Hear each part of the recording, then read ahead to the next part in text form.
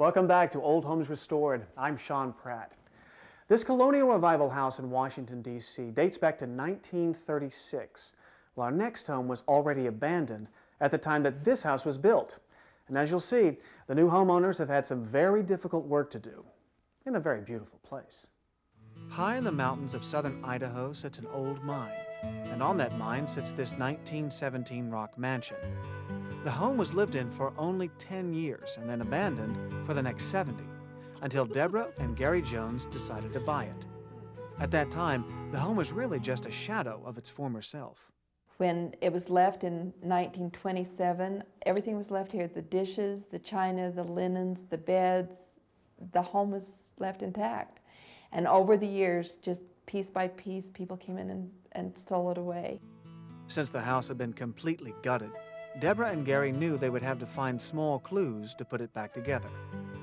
All of the hardwood floors had been cut out, door casings, doors, everything had been taken out of the house. But in every case, there was something left of everything. The tiny remnants helped Deborah and Gary figure out the original style of the woodwork, so they added the baseboards and wainscoting to match. One of the largest clues in the interior was the stencil work on the walls. Well, there was enough of the designs left in every room to replace the design that was there. And so if they were too light to see, I took a black magic marker and traced around the design, then taped up tracing paper, and then took a pencil and traced the pattern. It was pretty rough. You can see that these were pretty rough designs, but I wrote the colors that it had been painted in, and then at a later time I took and made a cleaner design off on tracing paper, and then I was able to put that onto the stencil and cut that out with an X-Acto knife. Deborah hired a local artist to help recreate the designs on the walls. Taking meticulous care, it took them some time to do. She and I worked here almost solid 8 hours a day, sometimes longer, for about 3 months to finish the detail painting on the house. As Deborah worked on the interior, Gary turned his attention outside. Over the years, some of the limestone mortar had deteriorated. Matching new mortar to the original proved tough. It's always hard to match the mortar color. You never can match it exactly. Gary took raw limestone and the premix and combined them to match color and consistency. Another problem on the exterior of the house was the front porch. To attach the porch, the original builders used wood blocks mortared into the stone. Over the years, those blocks had fallen apart and had to be replaced. And that was just one of the problems. Somebody drove a Jeep up the front steps and busted through the floor of the porch. So we took the floor of the porch off and put it back new, the way it was. A job that was certainly worth the effort. We've had dinners out on the front porch, and we could hear the night hawks, and you could see things out in the valley. We must have sat out there till 3 in the morning. It was just beautiful. And Gary has some thoughts of his own about the history and the passion for this rock mansion. The original owner had a great love for this area and for this house, and I'm sure that he'd be pretty pleased if he could see it today, all restored.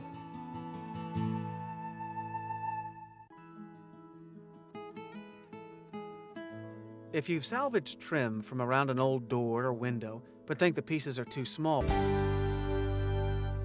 welcome back to Old Homes Restored. The owners of this 1810 stone house saw the challenges ahead before they moved in.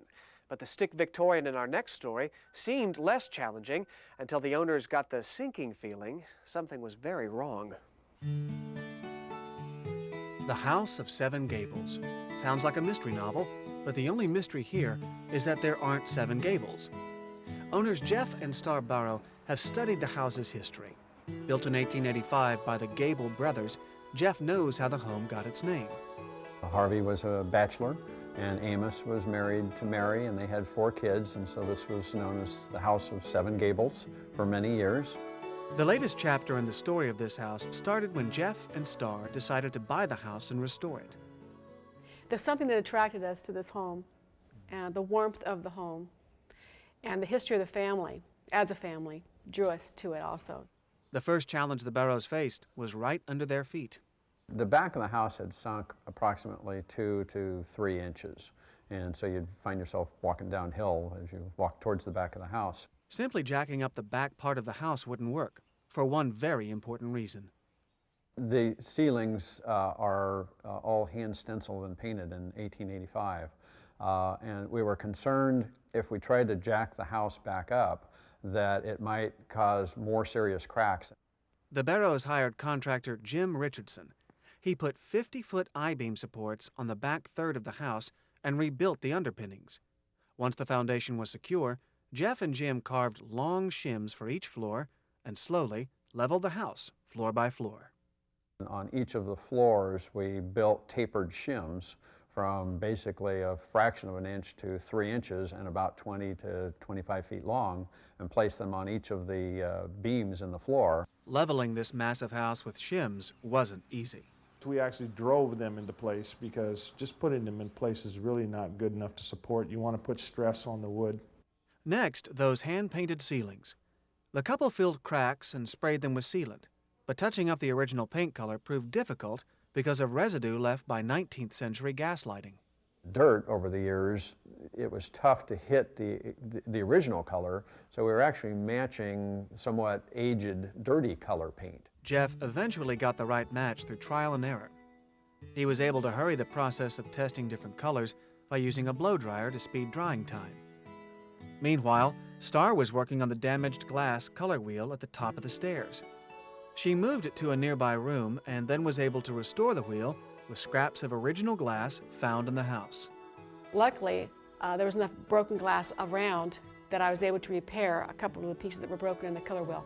So now it's in perfect shape again.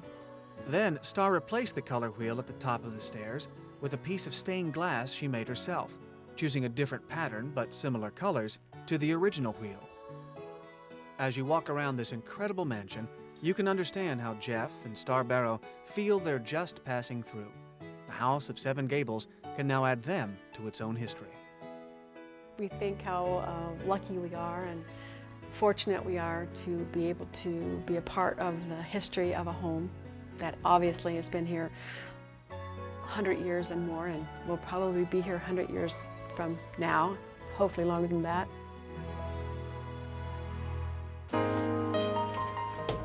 Builder Deke Deakins knows that installing modern insulation in an old house helps control temperature